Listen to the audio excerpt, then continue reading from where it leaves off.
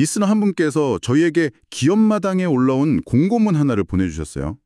아마 밤늦게 사무실에서 우리 제품 진짜 좋은데 이거 해외에서도 통할 텐데 뭐 이런 고민하시다가 발견하셨을지도 모르겠습니다. 그렇죠. 언뜻 보면 숫자랑 딱딱한 행정 용어뿐이라 머리가 아파오잖아요. 근데 오늘 저희가 그 막막한 고민의 실마리를 바로 이 공고문 한 장에서부터 함께 풀어가 보려고 합니다. 네, 맞아요. 사실 이런 공고문 한 장에 어떤 기업의 운명을 바꿀 열쇠가 숨어 있기도 하거든요. 열쇠요? 네, 오늘 그 열쇠를 같이 찾아보는 거죠. 좋습니다. 그래서 오늘 이 공고문 저희랑 같이 제대로 한번 파헤쳐 보시죠. 이 지원 사업이 정확히 누구를 위한 건지, 뭘 얼마나 지원해 주는지, 그리고 제일 중요한 거 어떻게 하면 이걸 내 것으로 만들 수 있는지 그 방법까지 속 시원하게 알려드릴게요. 여기서 저희는 한 발 더 나아가 보려고 합니다. 단순히 공고문 내용을 그냥 정리하는 걸 넘어서요. 이 해외 규격 인증 획득 지원이라는 사업이 도대체 왜 중요한지 그 본질적인 의미를 좀 짚어볼 거고요. 또 리스너께서 보내주신 그 자료 페이지의 다른 데이터들을 통해서 지금 대한민국 중소기업 지원 정책이 어디를 향해 가고 있는지 그 큰 그림까지 함께 읽어보겠습니다. 좋습니다. 그럼 바로 본론으로 들어가죠. 사업의 정식 명칭은 2025년 해외 규격 인증 획득 지원 사업, 주관은 경기도네요. 네. 이름 그대로 해외 진출에 필요한 규격 인증을 도와주는 사업인데 가장 먼저 궁금한 건 역시 누가 받을 수 있냐는 거였죠. 네, 지원 대상은 아주 명확합니다. 공고문에 딱 정해져 있어요. 도내의 사업장 소재지 또는 제조시설을 둔 중소기업. 사업장이나 공장. 그 기업들한테 구체적으로 무엇을 지원해 준다는 건가요? 해외 규격 인증이라는 말이 좀 막연하게 들리거든요. 아주 좋은 질문입니다. 예를 들어보죠. 우리가 유럽에 정말 멋진 전자제품을 팔고 싶다고 한번 해볼게요. 네. 그럼 제품 상자에 반드시 CE라는 마크를 붙여야 합니다. CE 마크요. 많이 봤어요. 네, 이게 없으면 아무리 성능이 좋아도 유럽 땅에선 아예 팔 수가 없어요. 일종의 유럽 연합 내 자유 이용권 같은 거죠. 그게 없으면 시장에 입장조차 못하는 거군요. 바로 그겁니다. 미국은 또 다른가요? 네, 미국은 주로 FCC 인증을 요구하는데 이건 이제 전자파에 관련된 겁니다. 요즘 같은 시대에 웬만한 전자제품은 다 통과해야 하는 필수 관문이죠. 그렇군요. 결국 이런 인증들이 우리가 들어가고 싶은 해외 시장의 입장권인 셈이에요. 그리고 이 입장권을 사는데 들어가는 비용을 지원해 주는 게 이 사업의 핵심입니다. 입장권이라는 비유가 확실하네요. 근데 그 입장권 사는 게 그렇게 비싼가요? 생각보다 훨씬 더요. 단순히 서류만 내고 끝나는 게 아니거든요. 그런가요? 네, 우리 제품을 공인된 시험 기관에 보내서 수십 가지 테스트를 거쳐야 하고요. 또 그 과정에서 필요한 기술 컨설팅도 받아야 하고요. 제가 아는 한 완구매사는 정말 기발한 장난감을 개발해서 유럽에 수출하려 했는데요. 네네. 아이들이 입에 넣을 수도 있다는 이유로 페인트의 특정 성분 기준을 통과 못해서 몇 달을 고생했어요. 기술력만으로는 안 되는 거죠. 와, 그런 디테일이 있군요. 네, 이 모든 과정에서 드는 인증비, 시험비, 컨설팅비 이걸 전부 지원 대상에 포함시켜준다는 게 이 사업의 진짜 매력입니다. 와, 기업 입장에선 가장 부담스럽고 진짜 골치 아픈 부분을 정확히 짚어주는 거네요. 그렇죠. 자, 그럼 가장 현실적인 질문입니다. 그래서 얼마까지 지원해 주나요? 실제 들어간 비용의 70%를 지원합니다. 70%요? 네, 그리고 기업 하나당 받을 수 있는 최대 금액은 1,000만 원이고요. 와, 1,000만 원. 네, 적은 돈이 아니죠. 1,000만 원이면 정말 큰 힘이 되겠네요. 그런데 제가 이 공고문을 보다가 정말 눈이 번쩍 뜨인 부분이 하나 있었어요. 어떤 부분이죠? 지원금 한도 내 인증 건수 제한 없음. 이게 무슨 뜻인가요? 아주 중요한 포인트를 보셨네요. 네. 보통 이런 지원 사업은 한 기업당 과제 하나 이런 식으로 제한을 두는 경우가 많거든요. 맞아요. 그런데 이건 1,000만 원 한도 안에서는 예를 들어 제품 A는 유럽 CA 인증, 제품 B는 미국 FCC 인증, 제품 C는 중국 CCC 인증. 와, 전부 다요? 네, 이렇게 여러 개를 동시에 진행해도 전부 비용을 합산해서 지원해 주겠다는 의미입니다. 여러 제품 라인업을 가진 기업에겐 정말 파격적인 조건이죠. 와, 이건 그냥 돈을 주는 걸 넘어서 망설이지 말고 최대한 많은 제품으로 여러 나라의 문을 동시에 두드려 보세요 하고 등을 떠밀어주는 느낌인데요. 정확합니다. 경기도의 아주 적극적인 정책 의지가 담겨 있는 문구라고 볼 수 있습니다. 자, 그럼 이렇게 좋은 사업 어떻게 신청해야 할까요? 여기서부터는 정말 집중하셔야 합니다. 네. 신청 기간이 2025년 12월 25일부터 12월 2일까지 딱 일주일. 정말 짧습니다. 맞아요. 공고 제목에 추가 모집이라고 붙어 있는 걸 보면 아마 상반기에 본 모집을 하고 남은 예산을 집행하는 것 같아요. 네, 맞습니다. 이런 추가 모집 공고는 정보에 밝고 의사결정이 빠른 기업만이 잡을 수 있는 기회입니다. 아, 그런 거군요. 네, 그만큼 시소성이 있는 거죠. 신청은 경기기업비서라는 사이트에서 온라인으로만 받는다고 하고요. 그런데 여기서 제가 궁금한 게 있어요. 네? 공고문을 보면 문의처가 경기도청도 있고 사이트 전산팀도 있고 여러 군데인데 막상 궁금한 게 생기면 어디로 전화해야 가장 빠를까요? 아, 이거 실무적으로 가장 중요한 팁입니다. 네, 알려주세요. 결론부터 말씀드리면 한국산업기술시험원, 즉 KTL의 수출지원센터로 전화해야 합니다. KTL이요? 네, 공고문 아래쪽에 작은 글씨로 본 사업의 모든 실무 절차는 수행기관에서 전담합니다라고 쓰여 있거든요. 그 수행기관이 바로 KTL입니다. 아, 그럼 정말 중요하겠네요. 저도 예전에 정부 사업 신청해 보려다가 담당 기관이 어딘지 몰라 전화를 4-4번씩 돌렸던 기억이 나거든요. 그렇죠. 다들 그런 경험 있으시죠. 그러니까 사업의 주인은 경기도지만 서류 검토나 질문 답변 같은 모든 실무는 KTL이 처리한다 이 말이군요. 맞습니다. 근데 KTL이 어떤 곳이죠? KTL은 우리나라에서 가장 공신력 있는 국가공인 시험 인증기관 중 하나예요. 아, 즉, 이 제품이 안전한지, 기준에 맞는지 직접 테스트하고 증명해주는 전문가 집단이라는 거죠. 그러니 당연히 이분들이 우리 회사가 개발한 이 신소재 제품도 지원 대상이 되나요? 같은 구체적인 질문에 가장 정확한 답변을 줄 수밖에 없습니다. 그렇군요. 공고문에 나온 첫 번째 연락처가 아니라 실무 수행기관을 찾는 게 핵심이네요. 바로 그겁니다. 자, 이렇게 필요한 정보는 다 챙긴 것 같은데요. 그런데 문득 궁금해집니다.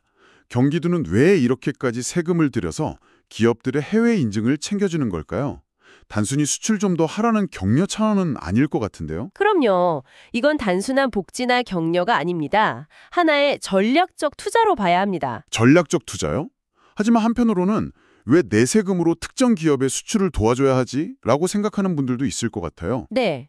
결국 그 혜택은 그 기업 주주에게 돌아가는 거 아니냐? 이런 비판도 가능할 것 같은데요. 아주 날카롭고 중요한 질문입니다. 그래서 이 정책의 성패는 선순환을 만들어내느냐에 달려 있습니다. 선순환이요? 네, 한 중소기업이 이 지원을 받아서 유럽 수출에 성공했다고 가정해보죠. 그럼 그 기업은 돈을 벌어서 국내 부품 협력 업체에 더 많은 주문을 넣을 겁니다. 직원을 더 뽑을 수도 있고요. 아, 그렇죠. 늘어난 이익만큼 법인세도 더 내겠죠. 이렇게 기업의 성공이 지역사회의 일자리와 세수 증가로 이어지는 것. 그게 바로 이 정책이 노리는 큰 그림입니다. 물론 그 과정이 항상 이상적으로 작동하는지는 계속 감시해야 할 문제고요. 아, 기업 하나를 지원하는 게 결국 지역 경제 전체 파이를 키우는 일로 이어진다는 말씀이시군요. 그리고 더 본질적인 이유가 있습니다. 이런 사업의 진짜 가치는 사실 돈 그 자체가 아니에요. 돈이 아니면요. 정보와 관성의 장벽을 깨주는 데 있습니다. 많은 중소기업 대표님들이 해외 인증이란 말을 들으면 복잡하고 돈 많이 드는 것이라며 지레 포기합니다. 그렇죠. 하지만 정부가 우리가 70%는 책임질 테니 당신은 도전만 하세요 라는 강력한 신호를 주면 그때부터 불가능해 보였던 유럽 시장, 미국 시장을 우리도 한번 해볼까? 하는 현실적인 목표로 생각하게 됩니다. 와, 이 사업은 돈으로 용기를 사주는 정책인 셈이죠. 돈으로 용기를 사준다. 멋진 표현이네요. 마치 바다로 나가고는 싶은데 길을 막고 있는 큰 바위 때문에 주저하는 배에게 그 바위를 치워주는 역할 같기도 하고요. 정확한 비유입니다. 그리고 더 흥미로운 단서가 있습니다. 네. 리스너께서 보내주신 자료 페이지 하단을 보면 이 공고를 열람한 사용자가 함께 본 공고라는 목록이 나옵니다. 아, 네. 저도 봤어요. 저는 이런 데이터가 현재 시장의 관심사와 정책의 방향을 보여주는 아주 중요한 신호라고 생각합니다. 저도 그 목록을 봤는데 정말 다양한 사업들이 있더라고요. 그렇죠. 목록을 한번 볼까요? 정부형 스마트 공장 구축 사업, 스마트 제조 혁신 지원 사업 같은 공고들이 가장 먼저 눈에 띕니다. 네. 이건 지금 정부와 지자체의 지원이 어디에 집중되고 있는지를 명확하게 보여주죠. 바로 제조업의 디지털 전환입니다. 아, 단순히 제품 잘 만드는 걸 넘어서 생산 공정 자체를 똑똑하게 바꿔서 근본적인 경쟁력을 높이라는 메시지를 던지고 있는 겁니다. 아, 그러니까 해외 인증을 받아서 수출기를 뚫으려는 기업들이 동시에 어떻게 하면 우리 공장을 더 효율적으로 만들 수 있을까를 고민하고 있다는 뜻이군요. 바로 그겁니다. 이게 다 연결된 문제네요. 네, 해외 시장에서 가격 경쟁력을 가지려면 결국 생산 원가를 낮춰야 하니까요. 그런데 더 재미있는 공고들도 있어요. 어떤 거요? 기업 조리실 공기정화 시스템 설치 지원 같은 사업도 있습니다. 이건 직원의 복지와 근무 환경 개선에 대한 지원이죠. 직원 복지까지. 네. 또 중소기업 육성자금 융자 지원은 기업에 직접 피를 수혈해주는 금융 지원이고요. 정말 다양하네요. 생산성 향상, 직원 복지, 자금 조달, 기업 경영의 핵심 요소들이 다 들어있군요. 그런데 진짜 놀라운 건 맨 마지막에 있습니다. 잠시만요. 목록 마지막에 소상공인 사업정리 지원 사업이 있다는 게 저는 좀 충격적인데요. 보통 지원 사업은 성장을 돕는 데 초점이 맞춰져 있잖아요. 그렇죠. 폐업까지 도와준다는 건 어떤 의미로 받아들여야 할까요? 바로 그 점이 현재 정책 기조의 중요한 변화를 보여줍니다. 과거에는 성장과 성공에만 초점을 맞췄다면 이제는 실패까지도 정책의 영역으로 끌어안기 시작한 겁니다. 실패까지요? 네, 사업을 하다가 안 될 수도 있잖아요.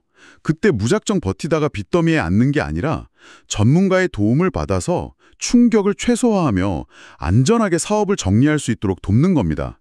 그래야 재기할 기회도 생기니까요. 와, 이건 정말 생각의 전환이네요. 기업의 탄생부터 성장, 심지어는 존엄한 퇴장까지 전 생애 주기를 아우르는 하나의 생태계를 만들겠다는 의도로 읽힙니다. 맞습니다. 이 함께 본 공고 목록은 우리에게 두 가지를 알려줍니다. 첫째, 정부 지원 정책이 과거처럼 단편적인 지원에서 벗어나 매우 입체적이고 종합적으로 발전하고 있다는 것. 네. 둘째, 지금 기업들이 어떤 문제들을 동시에 고민하고 있는지를 보여주는 생생한 바로미터라는 거죠. 해외인지를 알아보는 대표님 머릿속에는 스마트 팩토리, 직원 식당, 그리고 혹시 모를 사업 정리 문제까지 함께 들어있다는 생생한 증거입니다. 정말 흥미롭습니다. 결국 유럽의 제품을 팔기 위해 CE 인증을 받는다는 건 독립된 활동이 아니라는 거군요. 네. 공장을 스마트하게 바꾸고 정부 자금을 활용하고 직원들의 근무 환경을 개선하는 것과 같은 더 큰 경영 전략의 한 부분이라는 말씀이시네요. 공고문 하나로 이렇게 깊은 통찰까지 얻을 수 있다는 놀랍습니다. 이 모든 것을 종합해보면 현재의 중소기업 지원 정책은 개별 기업의 단편적인 문제를 해결해주는 것을 넘어 기업이라는 유기체가 건강하게 성장하고 때로는 품위 있게 퇴장할 수 있는 종합적인 생태계를 조성하는 방향으로 나아가고 있다고 해석할 수 있습니다. 자, 그럼 오늘 저희가 나눈 이야기를 마지막으로 정리해볼까요? 오늘 정말 중요한 정보들이 많았는데요. 네. 우선 경기도에 사업장이나 공장이 있는 중소기업이라면 해외 인증 비용의 70%, 최대 1,000만 원까지 지원받을 수 있다는 점. 그리고 신청 마감일이 12월 2일로 정말 코앞이니까 해당되는 기업은 지금 바로 움직이셔야 한다는 점. 맞아요. 모든 실무 문의는 경기도청이 아니라 한국산업기술시험원 KT1로 해야 가장 빠르다는 것도 꼭 기억하시고요. 마지막으로 가장 중요한 포인트죠. 이 해외 인증 지원 사업은 단순히 돈을 주는 사업이 아닙니다. 그렇죠. 스마트 팩토리, 직원 복지, 심지어 사업 정리 지원까지 대한민국 제조업의 근본적인 체질을 강화하고 건강한 기업 생태계를 만들려는 더 큰 정책 흐름의 중요한 일부라는 것, 여기까지 기억하시면 완벽하겠습니다. 오늘 우리는 정부가 기업의 인증이라는 눈에 보이지만 아주 높은 장벽을 어떻게 허물어 주려 하는지 구체적인 사례를 통해 살펴봤습니다. 여기서 리스너께 마지막으로 생각해 볼 질문 하나를 던져드리고 싶습니다. 어떤 질문이죠? 만약 리스너께서 당신 주변의 작은 가게나 기업들을 위한 지원 프로그램을 직접 설계할 기회가 생긴다면 그들이 미처 말하지 못하고 있지만 성장을 가로막고 있는 숨겨진 장벽은 무엇일까요? 숨겨진 장벽이요? 네, 인증 비용처럼 눈에 보이는 장벽 말고요. 어쩌면 그들의 마음속에 있는 두려움이나 정보의 비대칭 같은 보이지 않는 벽은 아닐까요? 그리고 그 벽을 어떻게 허물어 주시겠습니까? 한 번쯤 고민해 보시면 좋겠습니다.